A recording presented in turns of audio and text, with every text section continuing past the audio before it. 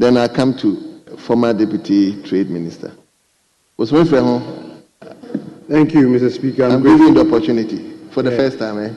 Thank you.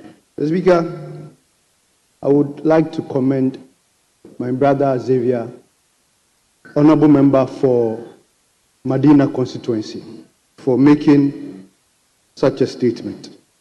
Mr. Speaker, before I comment on this statement, I would like to also commend some few and key personalities of Ghana who contributed greatly to ensuring that we have AFTA.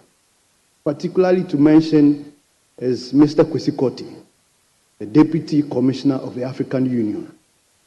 Mr. Speaker, as a young man working in African Union as at that time, I noticed the key role he played in ensuring that Ghana win that bid to host AFTA, which has been one of the monumental achievements of the Nana Addo Dankwa Akufo-Addo administration. Mr. Speaker, from records, it's clear that the World Bank is envisaging about $450 billion growth in this area, in this AFTA.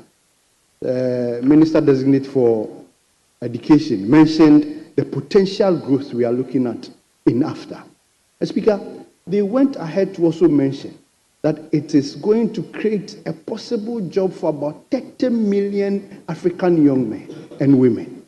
Mr. Speaker, how do Ghana tend to benefit from this very huge, lucrative industry that we have set up, that we are hosting?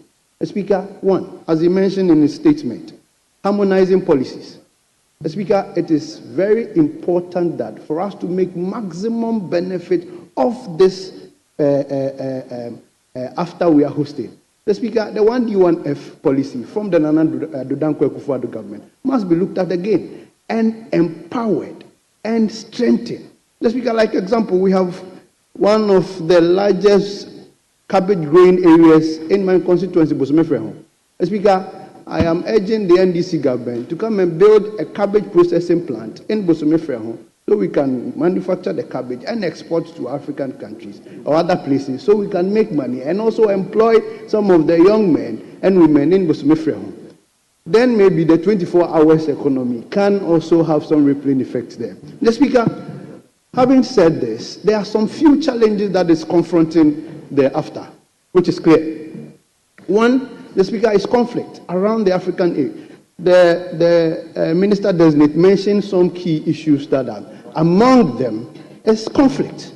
The Speaker, we are seeing the conflict in Burkina Faso. We are seeing the conflict in Niger and other African countries, which is a key major issue that will hinder the development or the progress or the gains AFTA is capable of making. Now, Speaker, another thing we must look at is infrastructure.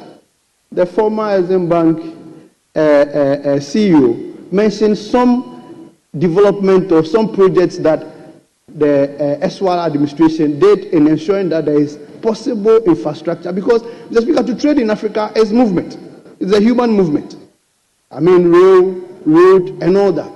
I will urge the government coming, I will urge the NDC government, Mr. Speaker, to ensure that all those projects that have been started be continued, so that the AFTA will make maximum impact of every benefit that we have. Mr. Speaker, the last one I would mention is the slow adaptation of technology.